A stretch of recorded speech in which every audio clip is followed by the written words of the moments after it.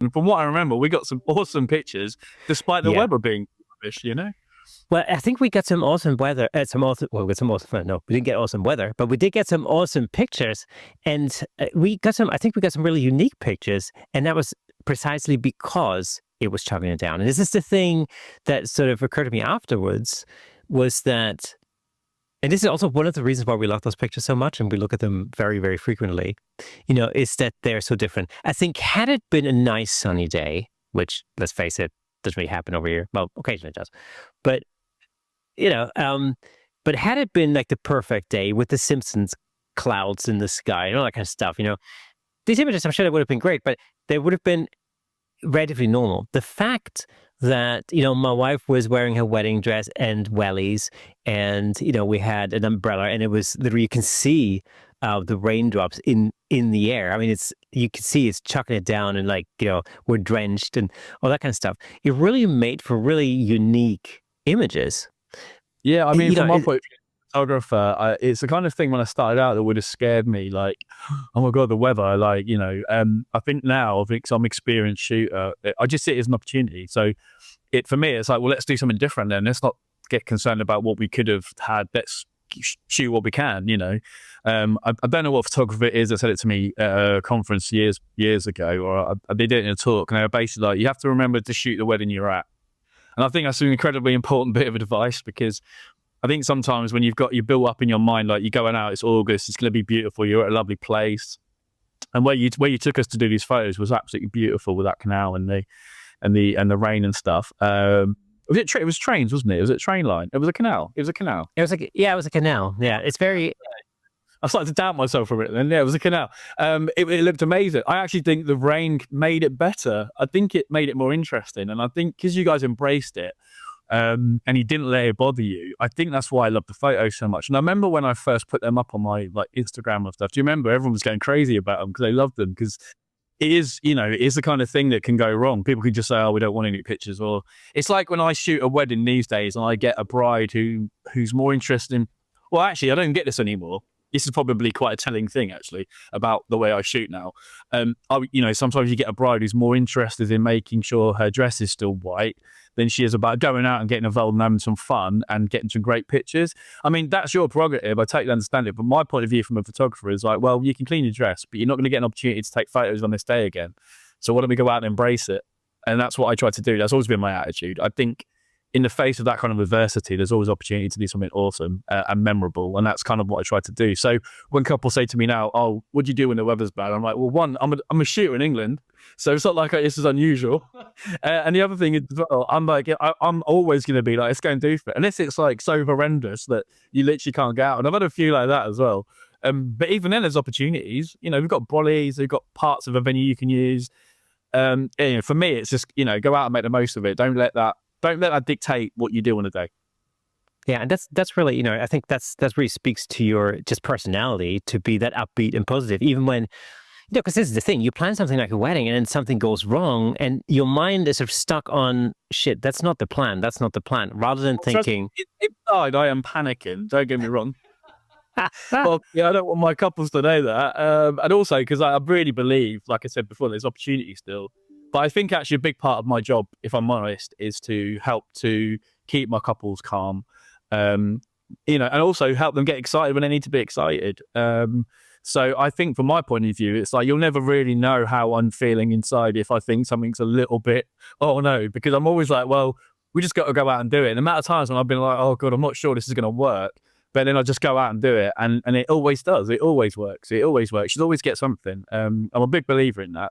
But sometimes you just got to take the chance, even if you're not 100% sure about it. Yeah.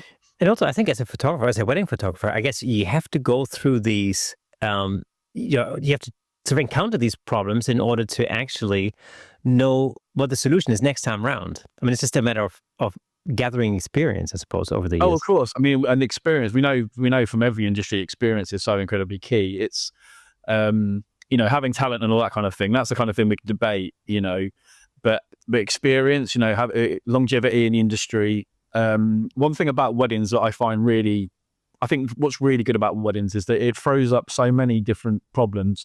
and conundrums and different situations, you learn a lot about photography, shooting weddings, an awful lot about what you're good at and what you're not good at, and what you can get better at. And because of the frequency of weddings, if you do this full time, you have lots of opportunities to get better at things or to approach things in a different way.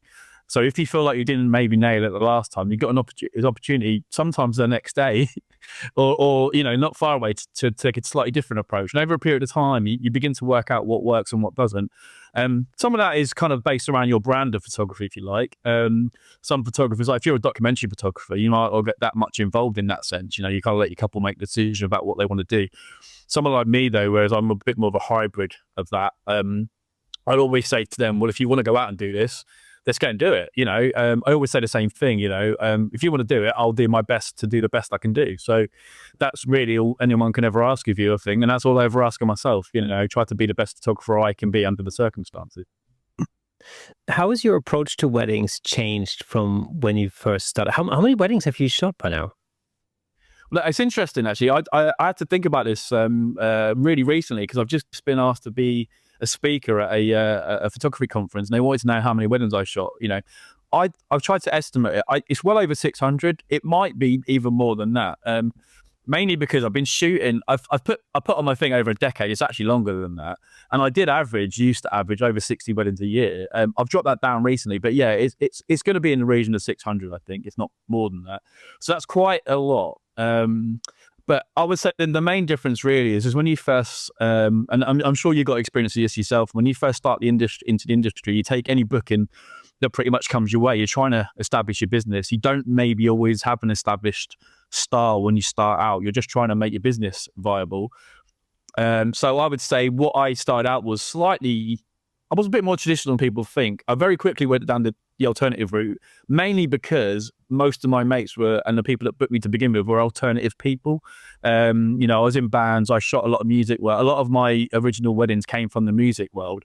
It was people in bands who were getting married who knew me from the music photography. That is how I got into weddings, actually. It wasn't my plan at all. It just happened like that. But what I've begun to realize over the last few years, and especially the last 4 or 5 years, and I say this because it's sort of true, but people laugh at it. I don't think until just before lockdown or around lockdown, I started to take this as seriously as I have been. It's not that I wasn't serious about it, but I just felt like my mindset changed. And I was like, actually, I really want to do this properly. And what I mean by that is I want to actually have a distinguishable look and brand and feel and when people talk about ideal clients, I would say it's not so much ideal clients for me as it is types of people that I like to attract. And I guess that is an ideal client to a certain extent, but I don't want it to be that specific. There's a lot of diversity in the weddings I shoot. It'll go from little DIY weddings like what you had yourself, all the way up to grand weddings in crazy places that are very regal, But one thing that is really consistent about the weddings I shoot is the types of people that book me. And I think that's because of the way, I think it's partly because of what I show, but I think it's just partly because I've really lent into my personality being a huge part of my brand. And the reason why I shoot the way I shoot. Thank you so much for tuning in. If you enjoyed that clip, then press here for the full episode in glorious Technicolor. Hey, and don't forget to subscribe.